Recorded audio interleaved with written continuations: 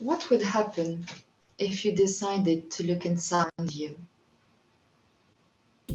Telling the story of John and Jack may be the most personal and intimate thing I ever had to do.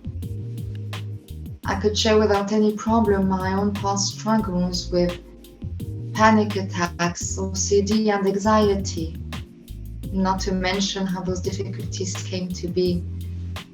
But it seems that those two main characters represent perfectly what I went through and who I really am.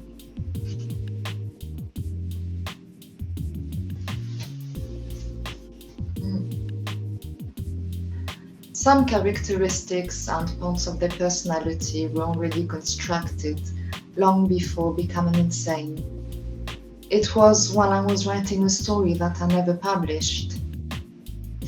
Then, after that, I had to find a story that made justice to them, to who they are.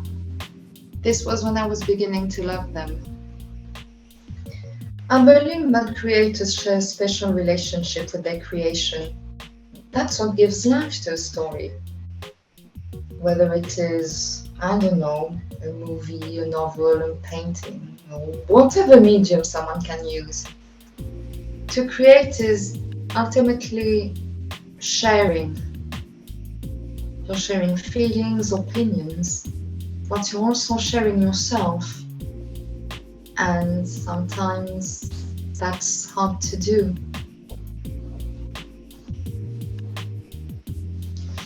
One big difference with loving someone that is part of your life versus loving characters that you have created is that no matter how exaggerated some of the characteristics can be, no matter how physically different from you they are, you will at a certain moment be put in front of a mirror. And in that mirror, you'll see every flawed inch of yourself. The view is so clear, it's scary. That's why I love thrillers and horror. For me, creating a scary story is like exercising yourself to feel free and become better.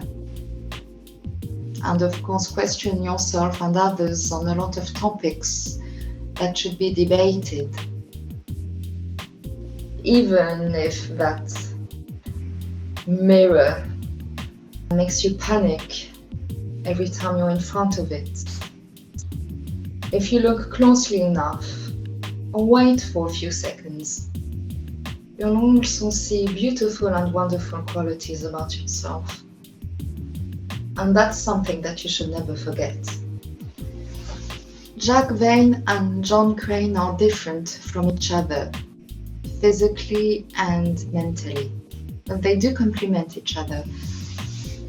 They bring balance and solutions when they're brought together, but they are, quite frankly, two aspects of my personality.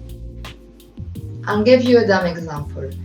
If I receive a call from someone that I don't want to talk to, the John Crane part of me would say, well, I'll have to come up with an excuse to tell them why I can't see them.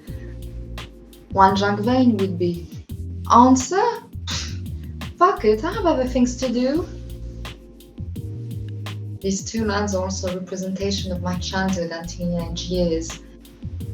I won't be going into specifics, but to put it in a nutshell, it involved a lot of being pushed to be and to do better, even though I was already better at school, getting put in between my parents' relationship issues, getting slapped in the face or dragged out of bed if I missed school.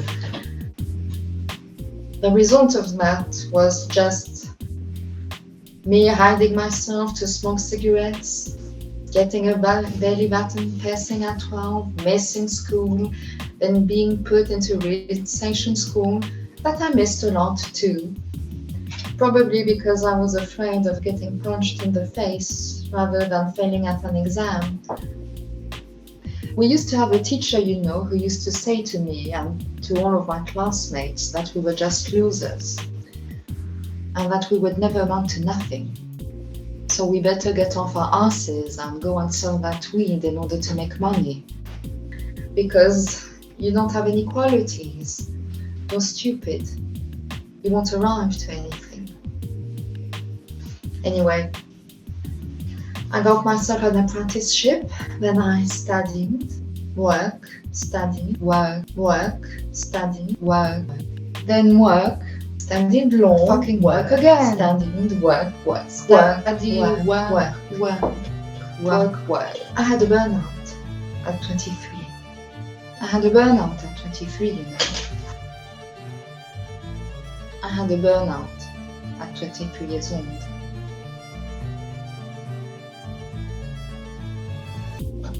I had to bury 10 years of fear and anger. Probably also a hidden depression.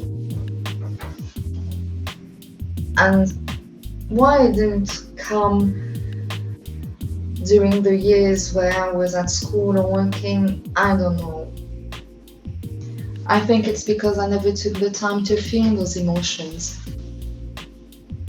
You know, when you're scared, but I mean really, truly and fucking scared of not having a life, of not being able to pay your bills, to eat, or to have money,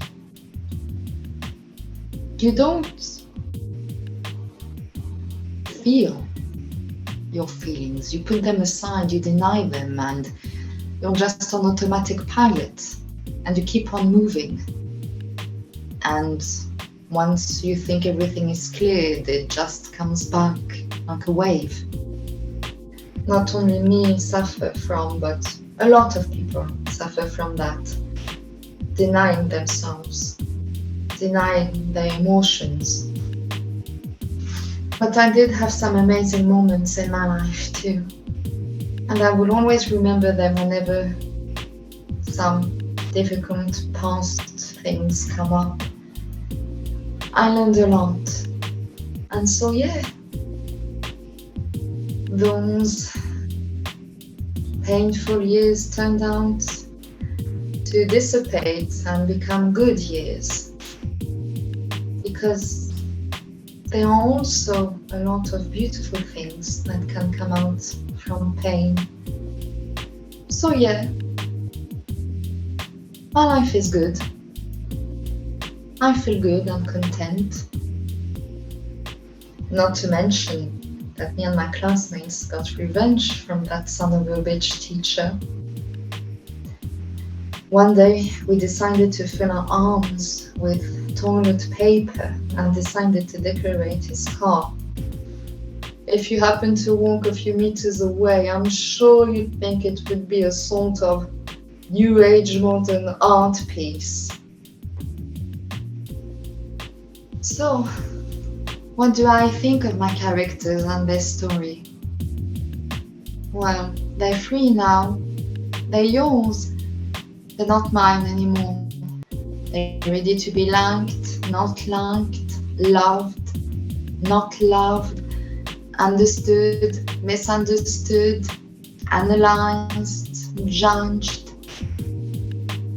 The question I ask myself is not what do I think of my characters, but what would my characters think of me if they knew I existed? I don't have an answer to that. I have no idea. Go figure.